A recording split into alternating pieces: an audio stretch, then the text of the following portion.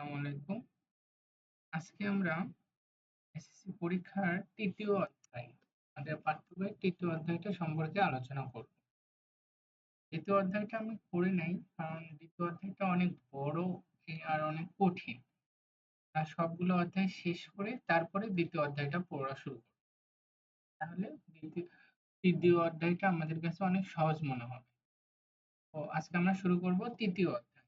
৩য় অধ্যায় কোষ বিভাজন বা সেল ডিভিশন।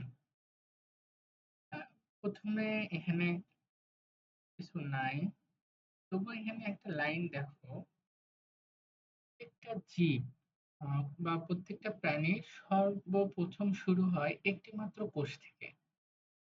আর যারা এককোষী আছে তাদের ওই একটা কোষই থাকলো, কিন্তু যারা বহুকোষী তারা পরবর্তীতে বিভাজনের মাধ্যমে বহুকোষের সৃষ্টি করে। কিন্তু প্রত্যেকটা জীবের শুরু হয় কিন্তু একটা মাত্র কোষ থেকে। ঠিক আছে? কোষ বিভাজন এবং তার প্রকারভেদ। যে কথাটা বললাম, যে একটিমাত্র কোষ দিয়ে প্রতিটি জীবের জীবন শুরু। উম, মনে করো আমরা প্রথম অধ্যায়ে পড়েছিলাম না, মনেরা রাজ্য, রাজ্য মনেরাতে হচ্ছে তোমার ব্যাকটেরিয়া, অ্যামিবা এগুলো এককোষী প্রাণী। এরকম এককোষী হোক আর বহুকোষী হোক, সব প্রাণীর সব কোষের জীবন শুরু হবে শুধুমাত্র একটা মাত্র কোষ দিয়ে। এই একটা মাত্র কোষ দিয়েই জীবন শুরু হবে। যারা এককোষী তাদের এককোষ হয়েই থাকবে, কিন্তু যারা বহুকোষী জীব তাদের ওই এক কোষ পরবর্তীতে বিভিন্ন ভাবে বিভাজিত হবে, হয় বিভিন্ন কোষের সৃষ্টি করবে। এই কথাটাই আছে যে একটিমাত্র কোষ দিয়ে প্রতিটি জীবের জীবন শুরু। বিভাজনের মাধ্যমে কোষের সংখ্যা বৃদ্ধি জীবদেহের একটি স্বাভাবিক এবং অতি গুরুত্বপূর্ণ বৈশিষ্ট্য। এগুলো হচ্ছে তোমার থিওরি টাইপ। কোনো কোনো জীবের দেহ একটিমাত্র কোষ দিয়ে গঠিত হয়, এদেরকে বলা হয় এককোষী বা ইউনিসেলুলার জীব। তাহলে এককোষী বা ইউনিসেলুলার জীব কাকে বলে? আহ, কোনো কোনো জীবের, যেসব জীবের দেহ একটিমাত্র কোষ দিয়ে গঠিত হয় তাদেরকে বলা হয় এককোষী বা ইউনিসেলুলার জীব। এটার সংজ্ঞা হিসেবে আসতে পারে ক নম্বরের জন্য, যে ইউনিসেলুলার বা এককোষী জীব কাকে বলে। এই যে এই কিছু কিছু শব্দ আছে, এই শব্দগুলোর ইংলিশ টার্মও আমাদের জানতে হবে, কারণ পরীক্ষায় অনেক সময় দেখা যায় ইংলিশ টার্মেও কোশ্চেন হয়। তখন অনেক সহজ জিনিসও ওই ইংলিশ টার্ম না জানার কারণে আমরা বুঝতে পারি না যে কোশ্চেনটা কোথায় আসছে। যেমন মনে করো এখানে যদি কোশ্চেনটা আসতো যে ইউনিসেলুলার কাকে বলে, ইউনিসেলুলার প্রাণী বা জীব কাকে বলে, তুমি কিন্তু জানো যে এককোষী জীব কাকে বলে, কিন্তু ওই যে তুমি ওটা পড়ো নাই যে ইউনিসেলুলার মানে এককোষী, এই কারণে তুমি অ্যান্সারটা করতে পারবে না। তো এই কারণে কোনো কোনো শব্দ আছে, এই শব্দগুলোর ইংলিশ টার্ম আমাদের জানতে হবে, আমাদের পড়তে হবে। হ্যাঁ, তাহলে কি হলো, কোষী জীব কাকে বলে? কোনো কোনো জীবের দেহ একটিমাত্র কোষ দ্বারা গঠিত। তুমি এভাবে না বলে তুমি বলবা যেসব জীবের দেহ একটিমাত্র কোষ দিয়ে গঠিত তাদেরকে বলা হয় এককোষী বা ইউনিসেলুলার। এককোষী জীব কি কি? ব্যাকটেরিয়া, অ্যামিবা, প্লাজমোডিয়াম ইত্যাদি। এই উদাহরণগুলো কিন্তু অনেক ইম্পর্টেন্ট, যে নিচে কোনটি এককোষী জীব। ব্যাকটেরিয়া, অ্যামিবা, প্লাজমোডিয়াম, এগুলো কিন্তু ভালোভাবে মনে রাখতে হবে যে নিচের কোনগুলো এককোষী জীব, ব্যাকটেরিয়া, অ্যামিবা, প্লাজমোডিয়াম। ঠিক আছে? আর বহুকোষী জীব কোনগুলো? এই এককোষী বাদে বাকি যা আছে সব বহুকোষী। মানে এককোষী ব্যাকটেরিয়া, অ্যামিবা এবং প্লাজমোডিয়াম। আর বহুকোষী কি কি? বহুকোষী হচ্ছে যে মানুষ, বটগাছ, তিমি মাছ, যত প্রাণী আছে আমরা চারপাশে যা যা বেশি দেখি সেগুলো। জীবদেহে দুইটি গুরুত্বপূর্ণ কোষ বিভাজন রয়েছে, মাইটোসিস এবং মিয়োসিস।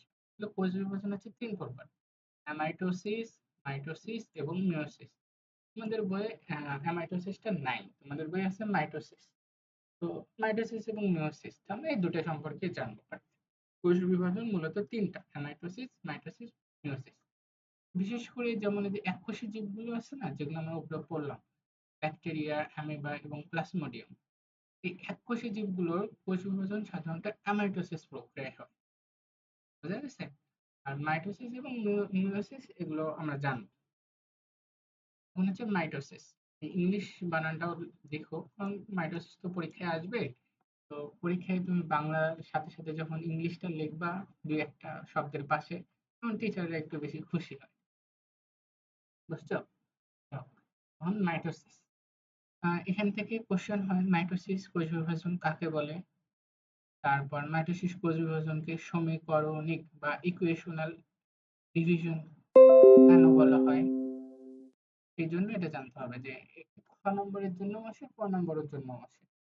যদি তোমার ক নম্বরের জন্য আসে তাহলে তোমাকে সংজ্ঞাটা জাস্ট, মাইটোসিস কোষ বিভাজন কাকে বলে, যে কোষ বিভাজন প্রক্রিয়ায় একটি নিউক্লিয়াস ধারাবাহিক প্রক্রিয়ায় বিভক্ত হয়ে দুইটি অপত্য কোষের সৃষ্টি করে, তাকে মাইটোসিস কোষ বিভাজন বলে।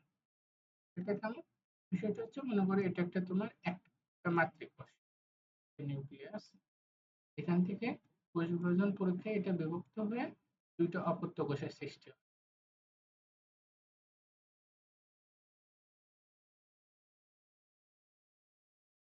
এটা নিয়ে বোঝা গেছে? তাহলে কি হলো, মাইটোসিস কোষ বিভাজন কাকে বলে, যে কোষ বিভাজন প্রক্রিয়ায় নিউক্লিয়াস একটি ধারাবাহিক প্রক্রিয়ায় বিভক্ত হয়ে দুইটি অপত্য কোষের সৃষ্টি করে, তাকে মাইটোসিস কোষ বিভাজন বলে। এখানে আমি দুইটা শব্দ বললাম, কি একটা মাতৃ নিউক্লিয়াস আর একটা হচ্ছে অপত্য নিউক্লিয়াস। মাতৃ নিউক্লিয়াস কি, যে নিউক্লিয়াসটা ভেঙে অপত্য মানে নতুন নিউক্লিয়াসের সৃষ্টি হয়, এটাকে বলা হয় মাতৃ নিউক্লিয়াস। আর অপত্য নিউক্লিয়াস কি, অপত্য হচ্ছে যে মাতৃ নিউক্লিয়াস ভেঙে নতুন দুইটা নিউক্লিয়াসের সৃষ্টি হয়, তাদেরকে বলা হয় অপত্য নিউক্লিয়াস। স্বাভাবিকভাবে মনে করতে পারো, মাতৃ নিউক্লিয়াস হচ্ছে মা, মার থেকে যে ছেলেমেয়েগুলো হয় তাদেরকে বলা হয় অপত্য কোষ। বোঝা গেছে সহজ ভাষা? তাহলে এটা গেল মাইটোসিস কোষ বিভাজন কাকে বলে। তো তারপরে আরেকটা কোশ্চেন হয়, মাইটোসিস কোষ বিভাজনকে সমীকরণিক বিভাজন বলা হয় কেন। ঠিক আছে, তো এখানে দেখো, মাইটোসিস কোষ বিভাজনকে সমীকরণিক কোষ বিভাজন বলা হয় কেন, কারণ মাইটোসিসের নিউক্লিয়াস, মাইটোসিসের যখন একটা যে সুকেন্দ্রিক বা নিউক্লিয়াস কোষ ধারাবাহিক প্রক্রিয়ায় বিভক্ত হয়ে দুইটি অপত্য কোষের সৃষ্টি হয়, তখন মাইটোসিসের নিউক্লিয়াস প্রায় সমানভাবে একবার বিভাজিত হয়, নিউক্লিয়াসের ক্রোমোজোমে একবার বিভাজিত হয়। এখানে একবার কেন বিভাজিত হয় সেটা আমরা পরবর্তীতে আরো ভালোভাবে জানবো, কারণ আমাদের যে আরেকটা কোষ বিভাজন আছে না, মাইটোসিস, সেখানে একটা জিনিস আছে যেটা দুইবার বিভাজিত হয়, যাতে এই দুটার সাথে কনফ্লিক্ট না হয়, এই কারণে এই জিনিসটা একটু পড়তে হবে যে মাইটোসিসের নিউক্লিয়াসও একবার বিভাজিত হয়, ক্রোমোজোমে একবার বিভাজিত হয়। ক্লিয়ার? তাহলে কি হলো, মাইটোসিসের নিউক্লিয়াসে একবার বিভাজিত হয়, ক্রোমোজোমে একবার বিভাজিত হয়। যেহেতু নিউক্লিয়াস এবং ক্রোমোজোম একবার করে বিভাজিত হয়, তাই অপত্য কোষের ক্রোমোজোম সংখ্যা, ডিএনএ এর পরিমাণ সমান থাকে। আহ, এই কারণে মাইটোসিসকে সমীকরণিক বিভাজন বলা হয়। বোঝা গেছে কি? আরেকবার বলি, দেখো এখান থেকে দুইটা কোশ্চেন হয়। প্রথম কোশ্চেনটা মাইটোসিস কোষ বিভাজন কাকে বলে, দ্বিতীয় কোশ্চেনটা মাইটোসিস কোষ বিভাজনকে সমীকরণিক বা ইকুয়েশনাল সেল ডিভিশন বা ইকুয়েশনাল ডিভিশন কেন বলা হয়। দুটো অ্যান্সারই এইটুকুর মধ্যে আছে। মাইটোসিস কোষ বিভাজন কাকে বলে, যে কোষ বিভাজন প্রক্রিয়ায় একটি নিউক্লিয়াস ধারাবাহিক প্রক্রিয়ায় বিভক্ত হয়ে দুইটি অপত্য কোষের সৃষ্টি করে, তাকে মাইটোসিস কোষ বিভাজন বলে। তাহলে আর তারপর কোশ্চেন হচ্ছে মাইটোসিস কোষ বিভাজনকে সমীকরণিক বিভাজন কেন বলা হয়। কেন বলা হয়, প্রথমে কি করবে, প্রথমে একটু সংজ্ঞা দিবা যে যে কোষ বিভাজন প্রক্রিয়ায় একটি নিউক্লিয়াস ধারাবাহিক প্রক্রিয়ায় বিভক্ত হয়ে দুইটি অপত্য কোষের সৃষ্টি করে, তাকে মাইটোসিস কোষ বিভাজন বলে। মাইটোসিসের নিউক্লিয়াস প্রায় সমানভাবে একবার বিভাজিত হয় এবং ক্রোমোজোমে একবার বিভাজিত হয়। যেহেতু নিউক্লিয়াস এবং ক্রোমোজোম একবার করেই বিভাজিত হয়, তাই অপত্য কোষে ক্রোমোজোমের সংখ্যা, ডিএনএ এর পরিমাণ সমান থাকে। এই কারণে মাইটোসিসকে সমীকরণিক কোষ বিভাজন বলা হয়। ক্লিয়ার? এখন কথা হচ্ছে মাইটোসিস কোষ বিভাজন কোথায় ঘটে। উদ্ভিদ ও প্রাণীর দৈর্ঘ্য প্রস্থে বৃদ্ধি পায় মাইটোসিস কোষ বিভাজনের কারণে। প্রাণীর দেহকোষ, উদ্ভিদের বর্ধনশীল অংশের ভাজক টিস্যু, যেমন কাণ্ড, মূলের অগ্রভাগ, ভ্রূণমুকুল, ভ্রূণমূল, বর্ধনশীল পাতা, মুকুল ইত্যাদিতে মাইটোসিস কোষ বিভাজন। দেখো এখানে বেশ অনেকগুলো আছে, কি কি, আহ প্রাণীর দেহকোষ এবং উদ্ভিদের বর্ধনশীল অংশ, যেমন ভাজক টিস্যু, কাণ্ড, মূলের অগ্রভাগ, তৃণমুকুল, তৃণমূল, বর্ধনশীল পাতা, মুকুল ইত্যাদিতে মাইটোসিস প্রক্রিয়ায় বিভাজন হয়। এই জিনিসগুলো না মুখস্থ করা বা মনে রাখা একটু কঠিন। আমি তোমাদেরকে একটা খুবই ভালো শর্টকাট শিখাই দেয়, হ্যাঁ? এই পৃথিবীতে যত রকমের বিভাজন আছে সবই মাইটোসিস। কি বললাম? এই পৃথিবীতে যত রকমের বিভাজন আছে সবই মাইটোসিস বিভাজন। শুধুমাত্র জনন মাতৃকোষ, কি বললাম? শুধুমাত্র জনন মাতৃকোষের যে বিভাজন সেটা হবে মিয়োসিস। এই জনন মাতৃকোষ কথাটা থাকতে হবে কি? জনন মাতৃকোষ। জনন মাতৃকোষ যেখানে সেখানে হবে শুধু মিয়োসিস। আর বাকি যা যত কিছু আছে, যত বিভাজনই আছে, সব বিভাজন হচ্ছে মাইটোসিস। বুঝে গেছে বিষয়টা? তাহলে আর এগুলা আলাদাভাবে মুখস্থ করতে হবে না। তো কি বললাম? এই পৃথিবীতে যত ধরনের কোষ বিভাজন আছে, এই পৃথিবীতে যত ধরনের বিভাজন আছে সবই মাইটোসিস। কিন্তু শুধুমাত্র জনন মাতৃকোষ কথাটা যেখানে থাকবে সেখানে হবে মিয়োসিস। ক্লিয়ার? এই দুটো লাইন মনে রাখো, তাহলে আর তোমাদের এগুলো আলাদা করে মুখস্থ করতে হবে না। এখন এই যে এখানে আমরা একটা পড়ছিলাম না যে একটা নিউক্লিয়াস ধারাবাহিক প্রক্রিয়ায় বিভক্ত হয়, এটাই হচ্ছে তোমার এই তৃতীয় অধ্যায় মানে কোষ বিভাজনের মেইন টপিক। সৃজনশীল আসলে তোমার এখান থেকেই আসে, হয় এখান থেকে সৃজনশীল আসবে মাইটোসিসের পর্যায়গুলো থেকে, না হলে মিয়োসিস থেকে। এই দুই জায়গা থেকে এই অধ্যায় থেকে সৃজনশীল হয়। তুমি পূর্ববর্তী বোর্ডের প্রশ্নগুলো ঘাটলে দেখবা যে এই তৃতীয় অধ্যায় থেকে যত কোশ্চেন হয়েছে সব কোশ্চেনই এই দুইটা জায়গা থেকে হয়েছে। কোন দুটো জায়গায়? এই যে মাইটোসিসের পর্যায়গুলো 5টা পর্যায় থেকে, আর নয়তো মিয়োসিস থেকে। ক্লিয়ার? এই দুটো জায়গা খুব ভালো করে করতে হবে। মাইটোসিসের পর্যায়সমূহ। মাইটোসিস কোষ বিভাজন একটি অবিচ্ছিন্ন বা ধারাবাহিক প্রক্রিয়া। অবিচ্ছিন্ন মানে কি? অবিচ্ছিন্ন মানে ওই ধারাবাহিক পর্যায়ক্রমে যেটা সম্পাদন হয়। তাহলে কি হলো? মাইটোসিস কোষ বিভাজন একটি অবিচ্ছিন্ন ও ধারাবাহিক প্রক্রিয়া। এই বিভাজনে প্রথমে ক্যারিওকাইনেসিস অর্থাৎ নিউক্লিয়াসের বিভাজন ঘটে এবং পরবর্তীতে সাইটোকাইনেসিস অর্থাৎ সাইটোপ্লাজমের বিভাজন ঘটে। বিষয়টা কি হলো? বিষয়টা হলো মাইটোসিস তো একটা ধারাবাহিক প্রক্রিয়া। এই ধারাবাহিক প্রক্রিয়ায় প্রথমে নিউক্লিয়াসের বিভাজন ঘটে এবং পরে সাইটোপ্লাজমের বিভাজন ঘটে। এই নিউক্লিয়াসের যে বিভাজন ঘটে এটাকে বলা হয় ক্যারিওকাইনেসিস এবং সাইটোপ্লাজমের যে বিভাজন এটাকে বলা হয় সাইটোকাইনেসিস। ক নম্বরে কিন্তু মাঝে মধ্যে এটা চলেই আসে যে ক্যারিওকাইনেসিস কাকে বলে বা সাইটোকাইনেসিস কাকে বলে বা ক্যারিওকাইনেসিস বলতে কোনটি বিভাজন বোঝায়। ঠিক আছে? তাহলে কি হলো? নিউক্লিয়াসের বিভাজনকে বলা হয় ক্যারিওকাইনেসিস, সাইটোপ্লাজমের বিভাজনকে বলা হয়। আরেকটা বিষয় হচ্ছে, দেখো, যেকোনো কাজ শুরু করার আগে তার তো একটা প্রস্তুতিমূলক কাজ করতে হয়। তোমরা যে পরীক্ষা দিবা, এসএসসি পরীক্ষা দিবা, তার আগে কি 2 বছর পড়াশোনা করছো, এই পরীক্ষার জন্য প্রস্তুতি নাও নাই? এইরকম প্রত্যেকটা কাজ করার আগে তার প্রস্তুতি নিতে হয়। এইরকম এই বিভাজন শুরুর আগে কোষের নিউক্লিয়াসে কিছু প্রস্তুতিমূলক কাজ করতে হয়। এই অবস্থাকে বলা হয় ইন্টারফেজ অবস্থা। কি বললাম? বিভাজন শুরুর আগে কোষের নিউক্লিয়াসে কিছু প্রস্তুতিমূলক কাজ করা হয়। এই অবস্থাকে ইন্টারফেজ বলা হয়। কি বললাম? বিভাজন শুরুর আগে কোষের নিউক্লিয়াসে কিছু প্রস্তুতিমূলক কাজ করা হয়। এই অবস্থাকে ইন্টারফেজ বলে। এটা কিন্তু খুবই ইম্পর্টেন্ট একটা সংজ্ঞা যে ইন্টারফেজ কাকে বলে। এটা তোমাদের পরীক্ষায় প্রায়ই আসে। তোমরা তো টেস্ট দিছো, মডেল টেস্ট দিছো, পরীক্ষা দাওনি? এগুলো তো কোনো না কোনো পরীক্ষায় এটা আসছেও। তা দেখে থাকবা যে ইন্টারফেজ কাকে বলে। বিভাজন শুরুর আগে কোষের নিউক্লিয়াসে কিছু প্রস্তুতিমূলক কাজ করতে হয়। এই অবস্থাকে ইন্টারফেজ পর্যায় বলে। ঠিক আছে?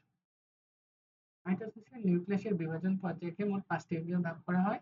পর্যায়গুলো হচ্ছে প্রোফেজ, প্রোমেটাফেজ, মেটাফেজ, অ্যানোফেজ এবং টেলোফেজ। ক্লিয়ার? কি হলো? মাইটোসিসের নিউক্লিয়াসের বিভাজন প্রক্রিয়াকে 5টি পর্যায়ে ভাগ করা হয়ে থাকে। পর্যায়গুলো হলো প্রোফেজ, প্রোমেটাফেজ, মেটাফেজ, অ্যানোফেজ এবং টেলোফেজ। 5টা একটু সিরিয়ালি মুখস্থ করতে হবে। কি কি মাইটোসিসের ধাপ? 5টা। প্রোফেজ, প্রোমেটাফেজ, মেটাফেজ, অ্যানোফেজ এবং টেলোফেজ। আর যে 5টা পর্যায় আছে, এই 5টা পর্যায়ের তোমার বৈশিষ্ট্যগুলো মুখস্থ করতে হবে, কারণ এগুলো সৃজনশীলের গ, ঘ নম্বরে আসে। গ নম্বরে আসবে যে কোনো একটা পর্যায়ে চিত্র দেওয়া থাকবে, বলবে এটা কোন পর্যায়ে, তার বিস্তারিত লেখো। ঘ নম্বরে ২-৩ টা দেওয়া থাকবে, পর্যায়গুলো কি কি বর্ণনা করো। আর এটা চিত্র মাস্ট, এখানকার চিত্রগুলো কিন্তু লাগবেই। এবার মানে বায়োলজিতে একটা সুবিধা কি জানো? তোমরা যত চিত্র আঁকবা তোমাদের নাম্বার তত বেশি হবে। চিত্র আঁকবা আর অল্প একটু লিখবে, দেখবা টিচার তোমাদের ৩ এ ৩, ৪ এ ৪ দিয়ে দিবে। এই কারণে কি করবা, যত চিত্রওয়ালা কোশ্চেন পাবা সেগুলো আগে আগে লেখার চেষ্টা করবা এবং চিত্র আঁকবা। একটু ভালো করে চিত্র আঁকলেই ফুল মার্ক পাওয়া যায়। বুঝা গেছে? এখন আমরা একটু পড়ি প্রসেস। এই চিত্রটা, এখানে অনেকগুলো চিত্র আছে, সবগুলো লাগবে না, জাস্ট আজ এই চিত্রটা আঁকবা যেটা। তো এখানে আজ এখান থেকে পয়েন্ট করে পড়বা, ৫টা বা ৬টা পয়েন্ট পড়বা। প্রথমে ওই যে বললাম কোশ্চেন প্রথমে শনাক্ত করতে দিতে বলবে যে হয়তো এখানকার ২-১টা বৈশিষ্ট্য দেওয়া থাকতে পারে বা চিত্র দেওয়া থাকতে পারে। দিয়ে গ নম্বরে বলবে যে পুরো ক নং চিত্রটি কোন ধরনের বিভাজন বা মাইটোসিসের কোন পর্যায়ে চলতেছে তা চিত্রসহ লেখো। তখন তোমাকে ওটা প্রথমে শনাক্ত করতে হবে। ওটা কি প্রোফেজ, প্রোমেটাফেজ, মেটাফেজ, অ্যানাফেজ না টেলোফেজ। শনাক্ত করতে হবে যে উপরে ক নং চিত্রের পর্যায়টি হচ্ছে অ্যানাফেজ পর্যায় বা প্রোফেজ পর্যায়। নিচে প্রোফেজ পর্যায়ের বর্ণনা করো। করে তারপর ৫টা বা ৬টা পয়েন্ট লিখলে এখান থেকে, যেমন এ পর্যায়ে কোষের নিউক্লিয়াস আকারে বড় হয় এবং ক্রোমোজোম গুলো আস্তে আস্তে সংকুচিত হয়ে মোটা ও খাটো হতে শুরু করে। ক্রোমোজোমের পরিবর্তনের কারণে হিসেবে পূর্বে পানি বিয়োজককে বিবেচনা করা হয়। জটিল অণুবীক্ষণ যন্ত্রে এদের দেখা সম্ভব হয়। তারপর এখানে ক্রোমাটিড উৎপন্ন হয়, কুণ্ডলিত থাকায় এদের গণনা করা যায় না। এরকম। এখানে কোনো এমসিকিউ নাই, এটা জাস্ট সিকিউ এর জন্য। তারপর খ নম্বর, এখানে আবার এমসিকিউ এর জন্য অনেক কিছু আছে। খ নম্বরের চিত্র হচ্ছে এটা প্রাণী কোষ, উদ্ভিদ কোষ, শুধুমাত্র উদ্ভিদ কোষগুলো করতে হবে। হ্যাঁ, প্রাণী কোষগুলো লাগবে না। চিত্র শুধুমাত্র উদ্ভিদ কোষে। হুম, চিত্র কিন্তু লাগবে। তাহলে প্রোমেটাফেজ কি? এই পর্যায়ের একেবারে প্রথম দিকে উদ্ভিদ কোষে কতগুলো তন্তুময় প্রোটিনের সমন্বয়ে দুই মেরু বিশিষ্ট স্পিন্ডল যন্ত্রের সৃষ্টি হয়। স্পিন্ডল যন্ত্রের দুই মেরুর মধ্যবর্তী স্থানকে ইকুয়েডর বা বিষুবীয় অঞ্চল বলে। এটা আবার সংজ্ঞার জন্য খুবই গুরুত্বপূর্ণ। ইকুয়েডর বা বিষুবীয় অঞ্চল কাকে বলে? তাহলে ইকুয়েডর বা বিষুবীয় অঞ্চল কাকে বলে? প্রোমেটাফেজ পর্যায়ের উদ্ভিদ কোষে কতগুলো তন্তুময় প্রোটিনের সমন্বয়ে দুই মেরু বিশিষ্ট স্পিন্ডল যন্ত্রের সৃষ্টি হয়। স্পিন্ডল যন্ত্রের দুই মেরুর মধ্যবর্তী স্থানকে ইকুয়েডর বা বিষুবীয় অঞ্চল। ঠিক আছে?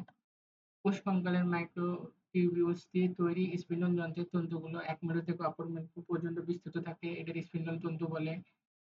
এখানে আরেকটা সংজ্ঞা দরকার, সেটা হচ্ছে যে ট্রাকশন ফাইবার বা আকর্ষণ তন্তু। এটার ইংলিশটা আবার একটু জানতে হবে, কারণ পরীক্ষা অনেক সময় এটা দিয়ে আসে যে ট্রাকশন ফাইবার কাকে বলে। তো তখন বলবে স্পিন ক্রোমোজোমের সেন্ট্রোমিয়ার স্পিন্ডল যন্ত্রের কিছু নির্দিষ্ট তন্তুর সাথে যুক্ত থাকে। এই তন্তুগুলোকে আকর্ষণ তন্তু বা ট্রাকশন ফাইবার বলে। ঠিক আছে? তারপরে হচ্ছে যে কোষের নিউক্লিয়ার মেমব্রেন এবং নিউক্লিয়াসের বিলুপ্তি ঘটতে থাকে। এই লাইনটা আমরা আরেকবার পড়বো একটু পরে। এটা খুবই কনফিউজিং একটা লাইন। এটা ইম্পর্টেন্ট লাইন এবং কনফিউজিং লাইন। ঠিক আছে? এই কারণে এটা আমরা ভালোভাবে ক্লিয়ার করবো পরে বলতেছে। আচ্ছা, এখানে আরেকটা সংজ্ঞা লাগে, সেটা হচ্ছে অ্যাস্টার রে। অ্যাস্টার রে রশ্মি কাকে বলে? প্রাণী কোষের স্পিন্ডল যন্ত্র সৃষ্টি ছাড়াও পূর্বে বিভক্ত সেন্ট্রিওল দুই মেরুতে অবস্থান করে এবং সেন্ট্রিওল দুটির চারদিক থেকে রশ্মি বিচ্ছুরিত হয়। একে অ্যাস্টার রশ্মি বলে। এই সংজ্ঞাটাও পরীক্ষায় মাঝে মধ্যে আসে। পুরো মেটাফেজ থেকে আমাদের ৩টা সংজ্ঞা লাগবে। প্রথমে হচ্ছে ইকুয়েডর বা বিষুবীয় অঞ্চল কাকে বলে, দ্বিতীয়ত হচ্ছে আকর্ষণ তন্তু বা ট্রাকশন ফাইবার কাকে বলে, তৃতীয়ত হচ্ছে অ্যাস্টার রশ্মি কাকে বলে। এই ৩টা সংজ্ঞা আমার খুবই গুরুত্বপূর্ণ। এই লাইনটা, কোষের নিউক্লিয়াসের নিউক্লিয়ার মেমব্রেন এবং নিউক্লিওলাসের বিলুপ্তি ঘটতে থাকে। দেখো এখানে কিন্তু বলছে ঘটতে থাকে। কোশ্চেনে যদি এমন হয় যে নিউক্লিয়ার মেমব্রেন এবং নিউক্লিয়াসের বিলুপ্তি ঘটে কোথায়, ঘটে কিন্তু মেটাফেজে। এই যে যেমন দেখো, নিউক্লিয়ার মেমব্রেন এবং নিউক্লিওলাসের সম্পূর্ণ বিলুপ্তি ঘটে। তাহলে বিলুপ্তি ঘটে কোথায়? বিলুপ্তি ঘটে হচ্ছে মেটাফেজে। বিলুপ্তি ঘটে মেটাফেজে। আর যদি থাকে বিলুপ্তি ঘটতে থাকে হচ্ছে প্রোমেটাফেজ। এই দুইটা কোশ্চেন কিন্তু এইভাবে আসবে এবং এইভাবে কিন্তু এলোমেলো করবা। তাহলে দেখো কি বলছে, বিলুপ্তি ঘটতে থাকে হচ্ছে প্রোমেটাফেজ, ঘটতে থাকে প্রোমেটাফেজ, প্রোমেটাফেজ ঘটতে থাকে, মানে ঘটতে থাকে কোথায়, ঘটতে থাকে প্রোমেটাফেজে, আর বিলুপ্তি ঘটে মেটাফেজে। বোঝা গেছে কি? তাহলে কি হলো, নিউক্লিওলাস এবং নিউক্লিয়ার মেমব্রেনের বিলুপ্তি ঘটতে থাকে, যদি কোশ্চেনে থাকে ঘটতে থাকে তাহলে হচ্ছে প্রোমেটাফেজ, আর যদি বলে নিউক্লিয়ার মেমব্রেন এবং নিউক্লিয়াসের সম্পূর্ণ বিলুপ্তি ঘটে তবে মেটাফেজ। ভুল করা যাবে না কিন্তু। মেটাফেজটা খুবই ইম্পর্টেন্ট, এটা পরীক্ষায় অনেক বেশি আসে, চিত্র সহ। চিত্র কোনটা, যেটা উদ্ভিদ কোষেরটা, ঠিক আছে? তাহলে মেটাফেজ কি হলো, মেটাফেজ, মেটাফেজ পর্যায়ে ক্রোমোজোমগুলো সর্বাধিক মোটা এবং খাটো হয়। এখান থেকে কিন্তু তোমাদের ইয়ে পড়তে হবে, মানে সিকিউ এর জন্য এখান থেকে 5 থেকে 6টা পয়েন্ট পড়তে হবে, যে কোনো 5 থেকে 6টা পড়বা, 6টা পয়েন্ট পড়বা। আমি জাস্ট এমসিকিউ কোনটা ইম্পর্টেন্ট সেটা দেখে দিচ্ছি। তাহলে হচ্ছে মেটাফেজ, মেটাফেজ কি হলো, মেটাফেজটা পরীক্ষায় অনেক বেশি আসে, এটা কিন্তু অনেক গুরুত্বপূর্ণ। এই চিত্রটা ভালো করে দেখে যাও, উদ্ভিদ কোষেরটা, এটা পরীক্ষায় আঁকতে হবে যদি আসে। এমসিকিউ এখান থেকে দুটো হয়। এ পর্যায়ে ক্রোমোজোম গুলো সর্বাধিক মোটা এবং খাটো। আর কোন পর্যায়ে ক্রোমোজোম গুলো সর্বাধিক মোটা এবং খাটো হয়, মেটাফেজ পর্যায়ে। আর এই দুইটা কনফিউজিং, যে নিউক্লিয়ার মেমব্রেন এবং নিউক্লিয়াসের সম্পূর্ণ বিলুপ্তি ঘটতে থাকে প্রোমেটাফেজ, বিলুপ্তি ঘটে মেটাফেজ। ক্লিয়ার? তারপর হচ্ছে অ্যানোফেজ,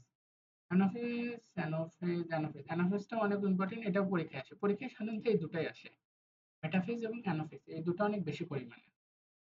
অ্যানোফেজ, অ্যানোফেজ পর্যায়ে এটাকে বলা হয় গতি পর্যায়। কি? এটাকে বলা হয় গতি পর্যায়। লেখাই যাচ্ছে না।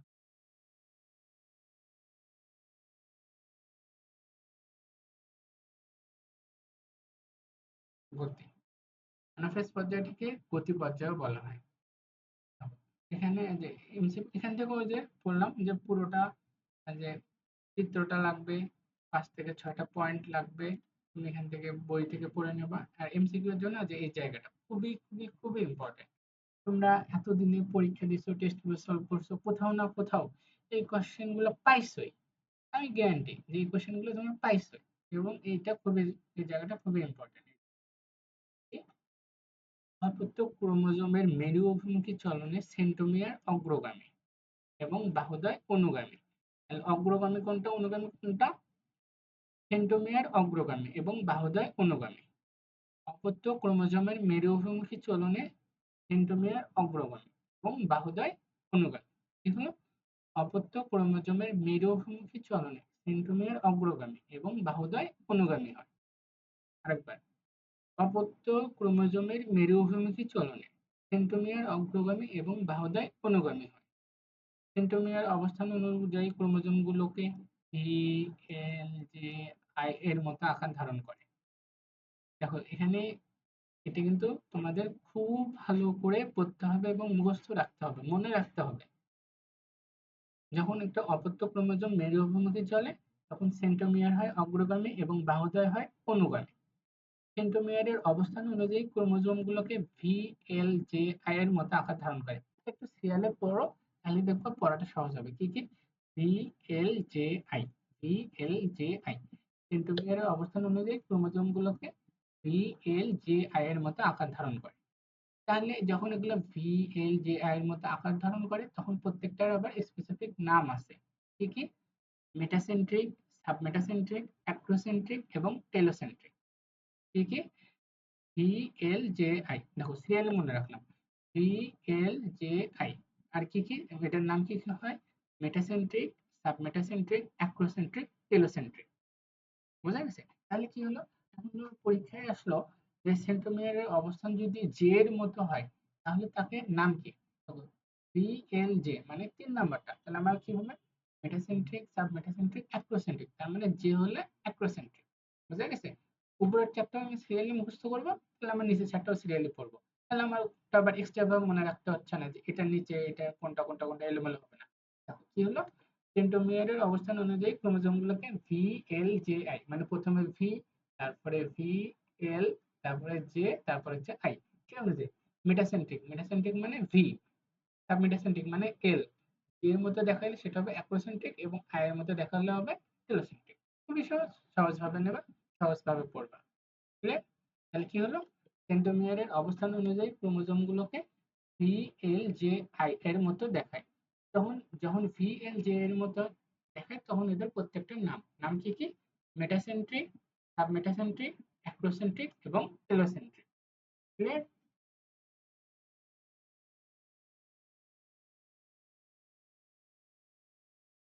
পড়াচ্ছে টেলোফেজ। এটি মাইটোসিসের শেষ পর্যায়ে। এতক্ষণ যে কাজগুলো ঘটছিল সেগুলোর বিপরীত কাজগুলো এই টেলোফেজে ঘটে। টেলোফেজটা অত বেশি ইম্পর্টেন্ট না লিখিত সিকিউ এর জন্য। এমসিকিউ এর জন্য দুই একটা লাইন আছে, সেটা হচ্ছে কোষ প্লেট গঠন হয়। পরীক্ষায় এটা আসে যে কোষ প্লেট কোন পর্যায়ে গঠিত হয়। যেমন তাদের নিউক্লিয়াসের পুনরাবির্ভাব ঘটে, আমাদের ঘটছিল মেটাফেজে। এই নিউক্লিয়ার লাসের পুনরাবির্ভাব ঘটে এবং নিউক্লিয়ার মেমব্রেনের সৃষ্টি হয়, কাঠামো ভেঙে তন্তুগুলো দৃশ্যমান হয়। টেলোফেজ পর্যায়ে বিষুবীয় অঞ্চলে এন্ডোপ্লাজমিক জালিকার ক্ষুদ্র অংশগুলো জমা হয় এবং কোষ প্লেট গঠন করে। তাহলে কোষ প্লেট গঠন হয় কোন পর্যায়ে? কোন পর্যায়ে কোষ প্লেট গঠন হয়? অ্যানাফেজ পর্যায়ে। কোষ প্লেট গুলো কি দ্বারা গঠিত হয়? এন্ডোপ্লাজমিক জালিকার ক্ষুদ্র অংশগুলো দিয়ে। এটুকু বললেই হয়ে যাবে। এই হচ্ছে আমার 5টা পর্যায়, ধারাবাহিক পর্যায়। মাইটোসিসের যে 5টা ধারাবাহিক পর্যায় আছে, সেই 5টা ধারাবাহিক পর্যায়গুলো এটা। ঠিক আছে? প্রোফেজ, আরেকবার দেখো। প্রোফেজ যে এখান থেকে তোমরা 5টা বা 6টা লাইন পড়বা, ইম্পর্টেন্ট লাইনগুলো চিত্র দিবা। মেটাফেজে এখানটা মেটাফেজটা খুবই ইম্পর্টেন্ট একটা পর্যায়। এখানে 3টা সংজ্ঞা আমার দরকার। কি কি? বিষুবীয় অঞ্চল বা ইকুয়েডর কাকে বলে, চিত্র তো লাগবেই। তারপরে ট্রাকশন ফাইবার বা আকর্ষণ তন্তু কাকে বলে, আর একটা হচ্ছে অ্যাস্টাররে কাকে বলে। 3টা সংজ্ঞা লাগবে আর যে একটা লাইন। কোষের নিউক্লিয়াসে নিউক্লিয়ার মেমব্রেন এবং নিউক্লিয়াসের বিলুপ্তি ঘটতে থাকে। কি? বিলুপ্তি ঘটতে থাকে। মেটাফেজ হচ্ছে সবচেয়ে ইম্পর্টেন্ট পর্যায়। এটা পরীক্ষা অনেক বেশি আছে। যে কোষ চিত্রটা দেবা উদ্ভিদ কোষের। এখানে হচ্ছে যে এই পর্যায়ে ক্রোমোজোম গুলো সর্বাধিক মোটা এবং খাটো হয়। নিউক্লিয়ার মেমব্রেন এবং নিউক্লিয়াসের সম্পূর্ণ বিলুপ্তি ঘটে। এই পর্যায়ে একদম ঘটে যায়। তারপরে হচ্ছে অ্যানাফেজ বা গতি পর্যায়। এটাও ইম্পর্টেন্ট একটা পরীক্ষা, এখান থেকে অনেক বেশি কোশ্চেন আসে। মানে পরীক্ষায় মেইনলি দুটাই আসে, হচ্ছে মেটাফেজ এবং অ্যানাফেজ। তো অ্যানাফেজের চিত্রটা দেখলা, যে চিত্রটা এখন এখানে দুই বাহুমুখী অপত্য ক্রোমোজোম গুলো মেরুমুখী চলে যায়। মেরুমুখী চলনে সেন্ট্রোমিয়ার হয় অগ্রগামী এবং বাহুদ্বয় হচ্ছে অনুগামী। যখন এরা অগ্রগামী এবং অনুগামী হয় চলাচল করে তখন এদেরকে ভি, এল, জে, আই এর মতো দেখা যায়। এই যে দেখো এখানে ভি, এল, জে, আই এর মতো দেখা যায়। তখন এগুলোর প্রত্যেকটার আবার আলাদা আলাদা নাম আছে। মেটাসেন্ট্রিক, সাবমেটাসেন্ট্রিক, অ্যাক্রোসেন্ট্রিক এবং টেলোসেন্ট্রিক। টেলোফেজটা যে উদ্ভিদ কোষটা, এটা একটু দেখে নেবা। এখান থেকে 4-5টা পয়েন্ট করবা, পরে দেখলা। এখানকার এমসিকিউ এর মধ্যে যেটা কোষ প্লেট, যে কোষ প্লেট কোন পর্যায়ে দেখা যায় বা কোষ প্লেট কি দ্বারা গঠিত। ঠিক আছে? দেখো এই এখান থেকে আরেকটা কোশ্চেন, গ নাম্বার তো উপরের ওখান থেকে পর্যায়গুলোর মধ্যে থেকে একটা আসবে, আর ঘ নাম্বারে আসবে মাইটোসিসের গুরুত্ব। আসবেই। যদি তোমার মাইটোসিস থেকে কোশ্চেন হয়, ক নম্বরে এই কোশ্চেনটা আসবেই যে মাইটোসিসের গুরুত্ব লেখো। ঠিক আছে? এই মাইটোসিসের গুরুত্বটা পুরোটা লিখো। এটা পয়েন্ট করার দরকার নেই, এটা এইভাবে ঢালাও ভাবেই 1.5 পৃষ্ঠা 2 পৃষ্ঠা লিখবা, এমনি 4 পাবে। মাইটোসিসের গুরুত্বটা এখানে আছে। কি আছে? মাইটোসিসের গুরুত্ব। জীবদেহে মাইটোসিস কোষ বিভাজনের প্রক্রিয়া গুরুত্বপূর্ণ অপরিসীম। সরি, জীবদেহে মাইটোসিস কোষ বিভাজন প্রক্রিয়ার গুরুত্ব অপরিসীম। মাইটোসিস প্রক্রিয়ায় কোষ বিভাজনের কারণে প্রতিটি কোষের নিউক্লিয়াস এবং সাইটোপ্লাজমের মধ্যকার আয়তন পরিমাণগত ভারসাম্য রক্ষিত হয়। এর ফলে বহুকোষী জীবের দৈহিক বৃদ্ধি ঘটে। মাইটোসিস বিভাজনের ফলে অসংখ্য কোষ সৃষ্টির মাধ্যমে পূর্ণজীবে পরিণত হয়। আপাতদৃষ্টিতে মনে হতে পারে একটি থেকে দুটি, দুটি থেকে চারটি, চারটি থেকে আটটি এভাবে কোষের সংখ্যা বৃদ্ধি পেতে থাকলে একটি কোষ থেকে সম্পূর্ণ একটি জীব গঠিত হতে বুঝি অনেক লম্বা সময় প্রয়োজন। কিন্তু তা সত্য নয়। এই লাইনগুলো তোমাদের দিতে হবে না। এই পর্যন্ত দিবা। মাইটোসিস কোষ বিভাজনের ফলে অসংখ্য সৃষ্টির মাধ্যমে পূর্ণ জীবের সৃষ্টি হয়। এই লাইনগুলো দিবা না। এই লাইনগুলো দরকার নেই।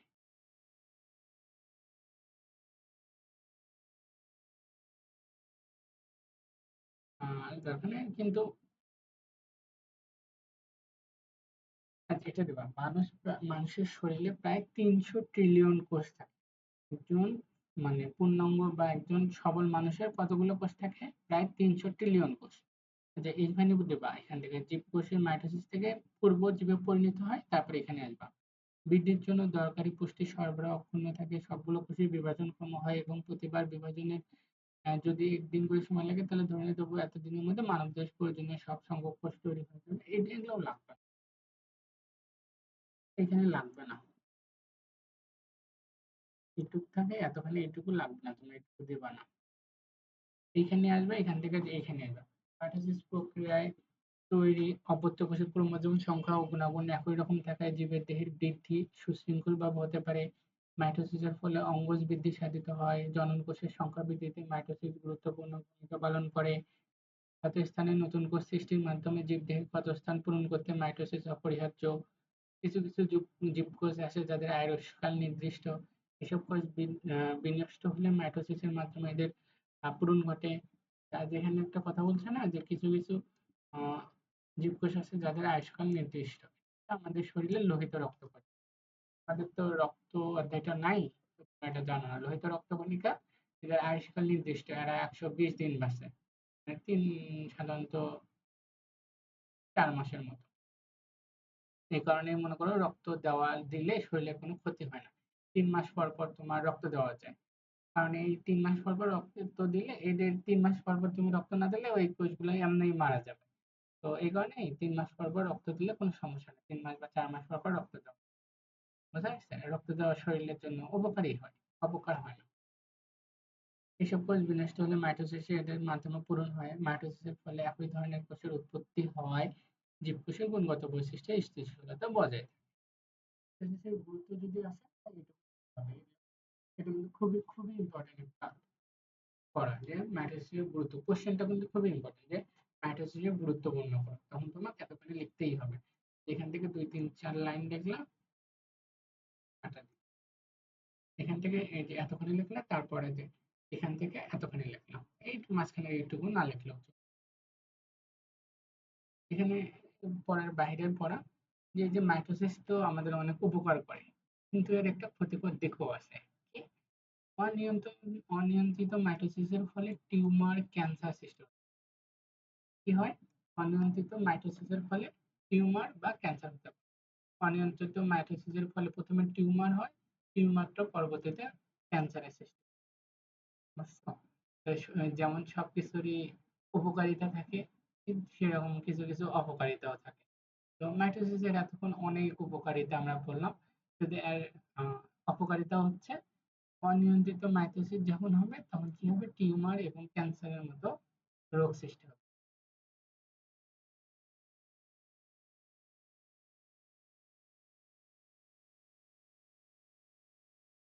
হচ্ছে মিয়োসিস। মিয়োসিস বিভাজনের এক চক্রে নিউক্লিয়াস ২ বার বিভাজিত হয়। দেখো, মাইটোসিস পড়ার সময় কিন্তু আমরা ওখানে বলছিলাম বা দেখছিলাম যে নিউক্লিয়াসও একবার, ক্রোমোজোমে একবার বিভাজিত হয়। কিন্তু এই যে এখানে দেখো মিয়োসিসের বেলায় নিউক্লিয়াস ২ বার বিভাজিত হয়। কি হলো? মাইটোসিস যেটা, সেখানে মাইটোসিসে নিউক্লিয়াস এবং ক্রোমোজোম একবারই বিভাজিত হয়। কিন্তু যেটা মিয়োসিস, মিয়োসিস বিভাজনে এক চক্রে নিউক্লিয়াস ২ বার বিভাজিত হয়। প্রথমে নিউক্লিয়াসের ক্রোমোজোম সংখ্যা অর্ধেক হয়ে যায়। এই যে মিয়োসিস বিভাজনে একটি মাতৃকোষ থেকে ৪টি অপত্য কোষ পাওয়া যায়, যেগুলো প্রতিটি মাতৃকোষে অর্ধেক সংখ্যক ক্রোমোজোম ধারণ করে। আমার নাই হয়তোবা। এখানে একটা খুব ইম্পর্টেন্ট কোশ্চেন আছে। এটা হচ্ছে, মিয়োসিসকে হ্রাসমূলক বিভাজন বলা হয় কেন?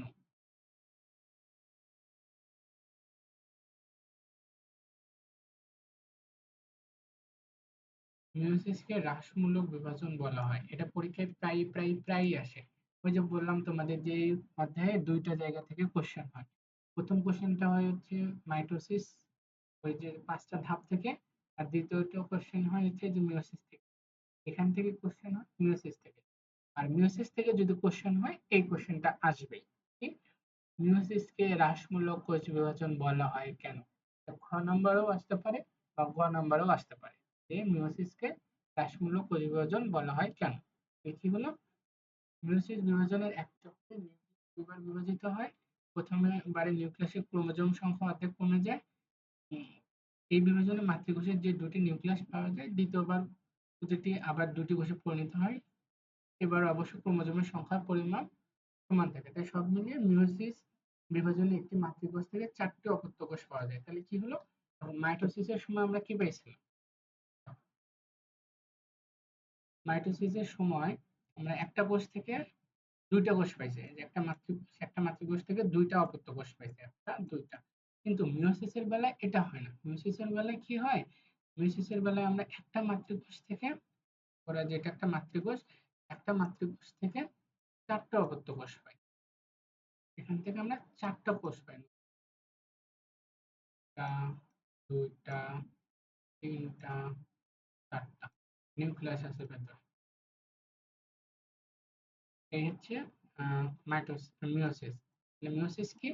মিয়োসিসে হচ্ছে একটা কোষ মাতৃকোষ থেকে 4টা অপত্য কোষ পাওয়া যায়। মাইটোসিসের বেলায় কি হয়েছিল? একটা মাতৃকোষ থেকে 2টা অপত্য কোষ পাইছি। কিন্তু আমরা কিন্তু মিয়োসিসের বেলায় তার এটা হয়নি। মিয়োসিসের বেলায় কি হয়েছে? একটা মাতৃকোষ থেকে 4টা অপত্য কোষ আছে। মাতৃকোষ অপত্য কোষ কাকে বলে সেটা কিন্তু আমরা আগেই জানছি। যে যে মাতৃকোষ কাকে বলে? যে কোষ থেকে অপত্য কোষের সৃষ্টি হয় তাকে মাতৃকোষ বলে। আর অপত্য কোষ কাকে বলে? মাতৃকোষ ভেঙে যে কোষগুলো উৎপন্ন হয় তাদেরকে অপত্য কোষ বলে। ঠিক আছে? আর এখানকার যে কোশ্চেনটা, মিয়োসিসকে মিয়োসিসের আরেক নাম হ্রাসমূলক বিভাজন বা মিয়োসিসকে হ্রাসমূলক বিভাজন বলা হয়।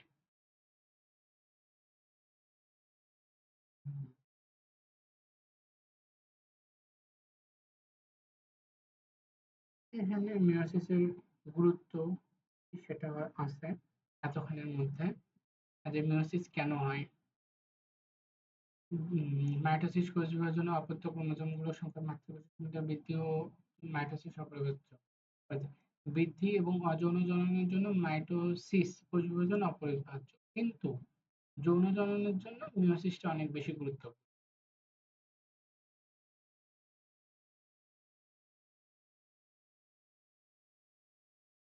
সপুষ্পক উদ্ভিদের পরাগধানী এবং ডিম্বকের মধ্যে উন্নত প্রাণীদ্বয় শুক্রাশয় ডিম্বাশয়ের মধ্যে মিয়োসিস ঘটে। তাহলে মিয়োসিস কোথায় কোথায় ঘটে?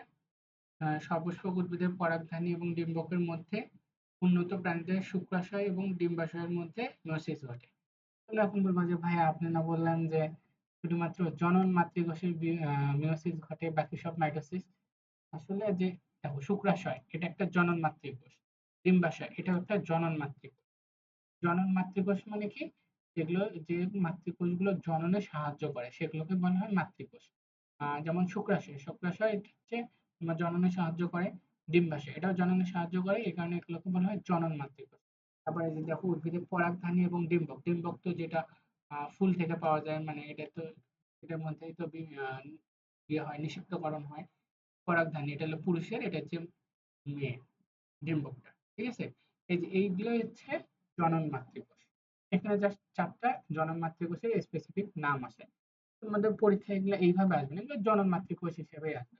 তোমরা দেখবা পরীক্ষায় দেখতে পাবা যে সপুষ্পক উদ্ভিদের পরাগধানী এবং ডিম্বকের মধ্যে এবং উন্নত প্রাণীদেহের শুক্রাশয় এবং ডিম্বাশয়ের মধ্যে মিয়োসিস।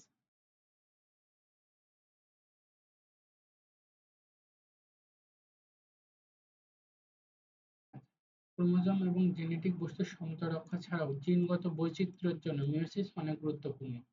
আহ মিয়োসিসটা গুরুত্বপূর্ণ কি? মিয়োসিসের সর্বপ্রথম একটা গুরুত্বপূর্ণ হচ্ছে জিনগত বৈচিত্র্য। জিনগত বৈচিত্র্যের জন্য মিয়োসিসটা মানে দেখো, এখানে তোমাদের বললাম গ নাম্বার কোশ্চেনটা এখান থেকে হবে যে মিয়োসিসকে হ্রাসমূলক বিভাজন বলা হয়। আর এখানকার ঘ নম্বর কোশ্চেনটা এমন হবে যে মিয়োসিসের গুরুত্ব বা মিয়োসিস আমাদের দেহে আমাদের জন্য কেন প্রয়োজন, প্রয়োজনীয়তা এইটা আসে। যদি মিয়োসিস থেকে কোশ্চেন আসে, গ নম্বরে আসবে হ্রাসমূলক বিভাজন, নম্বরে আসবে মিয়োসিসের প্রয়োজনীয়তা। যেমন মাইটোসিসের ক্ষেত্রেও গ নম্বর কোশ্চেন আসলে ওই যে ৫ টা ধাপের মধ্যে থেকে আসে এবং ঘ নম্বরে আসে মাইটোসিসের প্রয়োজনীয়তা বা মাইটোসিসের গুরুত্ব এরকম। মিয়োসিস থেকে কোশ্চেন আসলে খ বা গ নম্বর আসে মিয়োসিসের মিয়োসিসকে রাশিমূলক বিভাজন বলা হয় কেন? গ নম্বরে হয়তো আসলে যেকোনো একটা পর্যায় দিয়ে চিত্র সহ আঁকতে বলবে এবং ঘ নম্বরে বলবে মিয়োসিসের গুরুত্ব লেখো। বইয়ে যে এইখানে ভালো করে পড়লে দেওয়া যাবে, কিন্তু এটা একটু বইয়ে ভালোভাবে দেওয়া নাই, হ্যাঁ? মানে এলোমেলো করে দেওয়া। তো তোমরা একটু এই কোশ্চেনটা খুব ভালো করে অ্যান্সার দেওয়া আছে। এখান থেকে পড়লে গোছানো পাবা।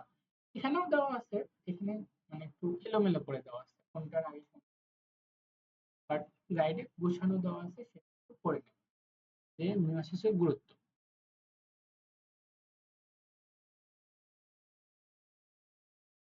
জীবে টিকে থাকার ক্ষেত্রে বিশেষ সুবিধা দেয় বলে মিয়োসিস বিভাজন বিবর্তিত হয়ে জীবজগতে নিজের স্থান করে নিয়েছে। যেমন এই জায়গাটা আমরা একটু পড়ি।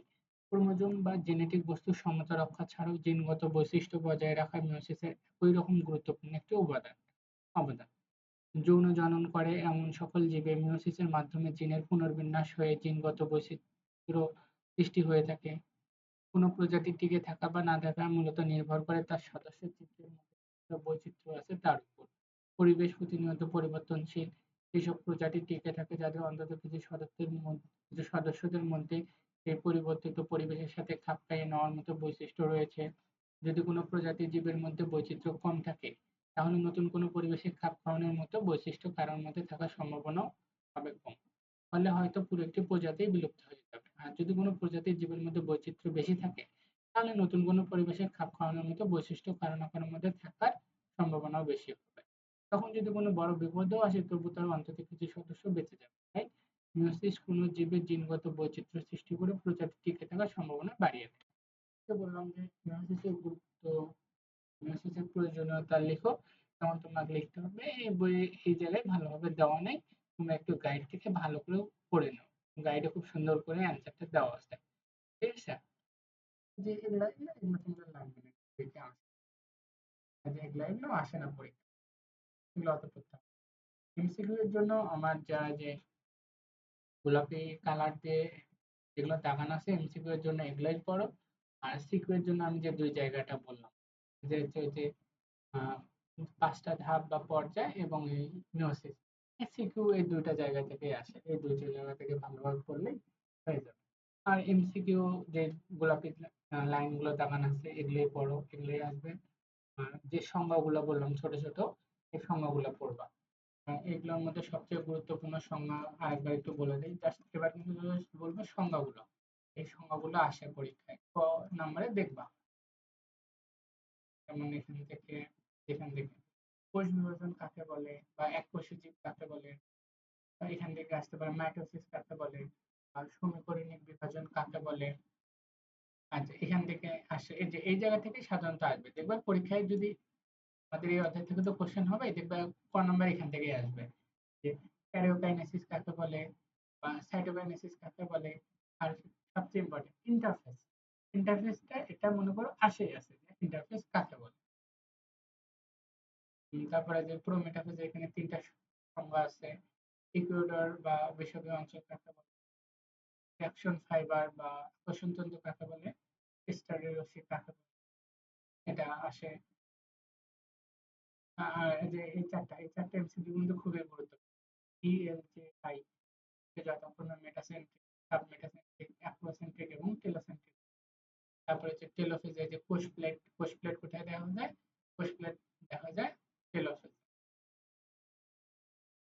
এখান থেকে মাইটোসিসের গুরুত্ব এটুকু লাগবে। তারপরে মিয়োসিস, এখানে মিয়োসিস কাকে বলে, তারপর মিয়োসিসের নিউক্লিয়াসের বিভাজন কয়বার ঘটে, মিয়োসিসকে রাশিমূলক বিভাজন বলা হয় কেন। আর এখানে দেখো মাইটোসিসে একটা অপত্য কোষ থেকে দুইটা কোষের সৃষ্টি, আর মিয়োসিসে একটা মাতৃকোষ থেকে চারটা অপত্য কোষ। তারপর এখান থেকে যে জনন মাতৃকোষগুলো সপুষ্পক উদ্ভিদ, পরাগধানী, কোষের মধ্যে এবং উন্নত প্রাণীদেহের শুক্রাশয় এবং ডিম্বাশয়ের মধ্যে মিয়োসিস ঘটে। তারপর আবার এখান থেকে যে মিয়োসিসের মিয়োসিস আমাদের দেহের জন্য কেন গুরুত্বপূর্ণ, ক্লিয়ার? এটুকু একটু পড়া, এইটুকু পড়লে মোটামুটি এই অধ্যায় শেষ হয়ে যাবে। তাহলে দেখো, মাইটোসিসের কোষ বিভাজনে কোন ধাপে নিউক্লিয়াস আকারে বড় হয়? কোন ধাপে নিউক্লিয়াস আকারে বড় হয়? Prophase, metaphase, anaphase, telophase. Nucleus আকারে সবচেয়ে বড় হয় কোথায়? এই যে দেখো, পড়ছি আমরা, এটা দামান আছে।